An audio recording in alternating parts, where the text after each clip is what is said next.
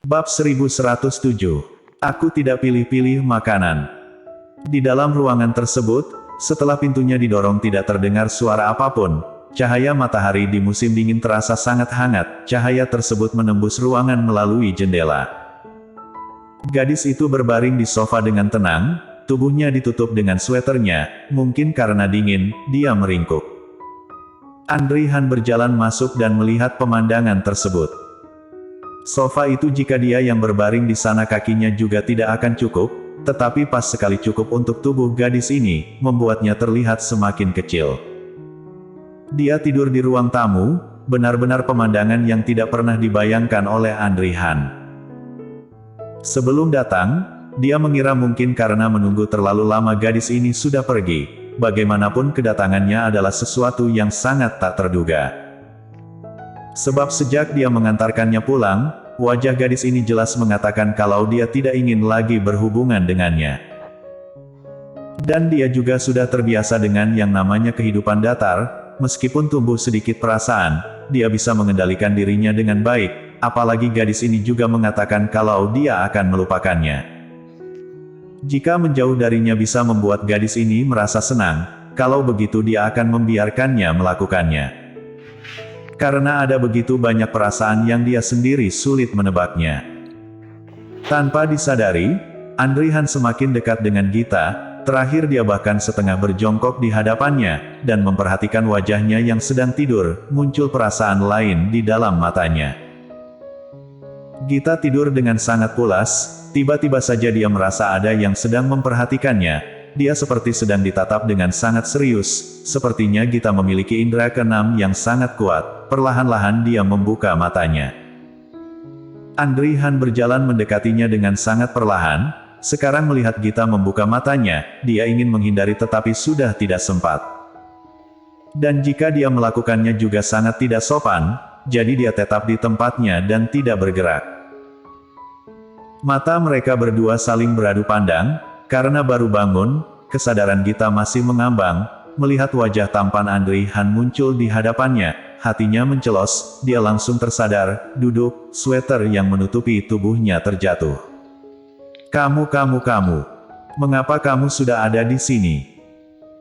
Karena gugup, bicaranya sampai gagap, wajahnya berubah sangat merah melihat Andri Han yang berjongkok memperhatikannya. Dia menjulurkan tangannya dan merapikan rambutnya. Aku sepertinya tidur terlalu pulas.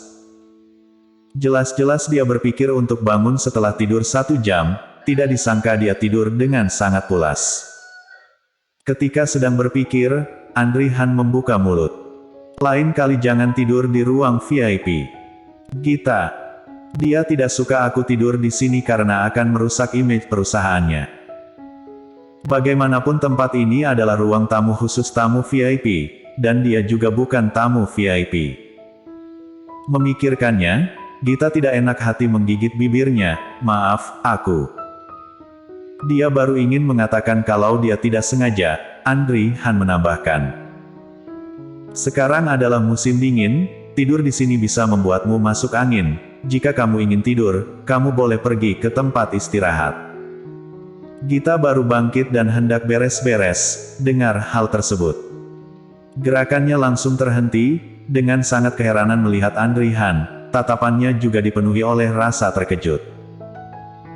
Dia tidak tahu bagaimana harus menjawabnya, dia juga tidak memiliki keberanian menatap mata Andri Han, matanya melihat ke sekelilingnya, tiba-tiba saja dia melihat sesuatu yang diletakkan di atas meja. Benar, dia membawakan mie ramen untuk laki-laki ini, suruh dia makan mie untuk mencairkan suasananya. Bukankah kamu menyuruhku mengantarkan delivery? Aku sudah membawakannya, ini. Dia belum menyelesaikan perkataannya, Andri Han tiba-tiba saja mendekatinya, jarak mereka sangat dekat sampai nafas mereka saling bertukar, tubuh Gita langsung tegang, matanya melotot memperhatikannya. Ada apa? Bagaimana dengan lukamu sudah sembuh? Andri Han memperhatikan wajahnya dengan seksama, dia melihat tempat di mana sebelumnya ada lebam, Gita langsung mundur, mengangguk, benar, sudah sembuh. Bagaimana dengan kakimu? Sudah sembuh juga. Gugup sekali, Gita merasa ketika lawan bicaranya menanyakan kalimat tersebut seperti sangat memaksanya, seolah-olah tidak mempercayai perkataannya, dia mengangguk mengakui kalau dia sudah sembuh. Sudah. Gita tidak berani menjawabnya, merasa tidak nyaman dia mengalihkan tatapannya. Sebenarnya ketika dia berjalan kakinya masih sakit, tetapi tidak lagi sesakit hari pertama, sekarang rasa sakitnya bisa ditahannya. Sepertinya masih belum sembuh total berani ke sana kemari. Andri Han mengerutkan dahinya, dia menunduk hendak menggulung celana Gita untuk memeriksa lukanya. Gita menahan tangannya dan menghentikannya. Kamu jangan melihatnya lagi, ini sudah hari ketiga, meskipun masih sedikit sakit, tetapi sudah lumayan, tulangku juga baik-baik saja, hanya luka luar, cepat sembuhnya. Tangannya diletakkan di atas telapak hangat Andri Han. Andri Han menyadari ukuran tangan Gita hanya setengah dari tangannya, satu tangannya cukup untuk dua tangannya. Gita melihat Andri Han tidak mengatakan apapun, dia melihat tangannya sendiri, tergesa-gesa dia menariknya kembali. Maaf, benar-benar maaf, kamu makan saja, aku sudah membawakannya. Gita segera bangkit kemudian mengeluarkan mie ramen, melihatnya sangat gugup. Andri Han dengan ekspresi datar bangkit dan duduk di sofa yang ada di seberang. Setelah membuka tutupnya, Gita menyadari mie yang ada di dalamnya sudah mengembang, dan sudah dingin. Oleh karena itu dia segera menutupnya kembali. Itu sudah terlalu lama rasanya tidak enak, tidak perlu makan lagi. Mendengarnya, Andri Han mengerutkan dahinya, rasanya tidak enak. Gita mengangguk. Mengingat gadis ini menunggu sampai tertidur, Andri Han melihat ramen yang ada di tangannya, dengan datar menjelaskan, aku tidak pilih-pilih makanan. Maksud perkataannya jelas adalah, dia tidak peduli rasanya, yang penting bisa dimakan. Gita tentu paham, dia menggeleng. Meskipun kamu tidak pilih-pilih makanan juga tidak boleh, sudah dingin, aku akan membuangnya. Menyelesaikan perkataannya, Gita mengambil kotak ramen dan memasukkannya ke dalam plastik. Tidak disangka Andri Han juga bergerak, dan dia lebih cepat, dia merebut kotak ramen dari Gita. Kamu tidak benar-benar ingin memakannya bukan? Kamu sudah rapat untuk waktu yang sangat lama, mie-nya juga sudah lama di dalam sana. Tadi aku juga sudah mengecek suhunya, sekarang sudah dingin, tidak bisa dimakan lagi. Tadi dia kebingungan dan tidak tahu harus melakukan apa, makanya dia menyuruhnya makan. Jika Andri Han benar-benar memakannya dia akan sangat menyesalinya. Andri Han duduk, membuka tutupnya, dan memang seperti yang Gita katakan, mie yang ada di dalam sudah mengembang, dan karena cuacanya musim dingin mie tersebut sudah dingin, tidak bisa dimakan lagi.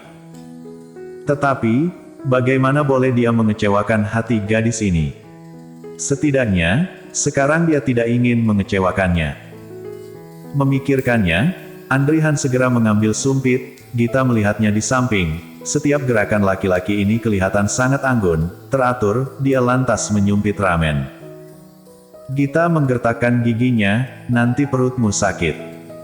Ketika Andri Han memasukkan ramen ke dalam mulutnya, Gita tidak bisa menahan diri dan memeluk lengannya, benar nanti kamu sakit perut, jangan makan lagi. Andri Han. Tangan yang memegang sumpit dipeluk oleh gadis itu, tubuh lembut kenyalnya lengket di tubuhnya, Andri Han perlahan-lahan memperhatikannya, akhirnya dia mengatakan, baiklah, kalau begitu aku tidak makan. Bersambung.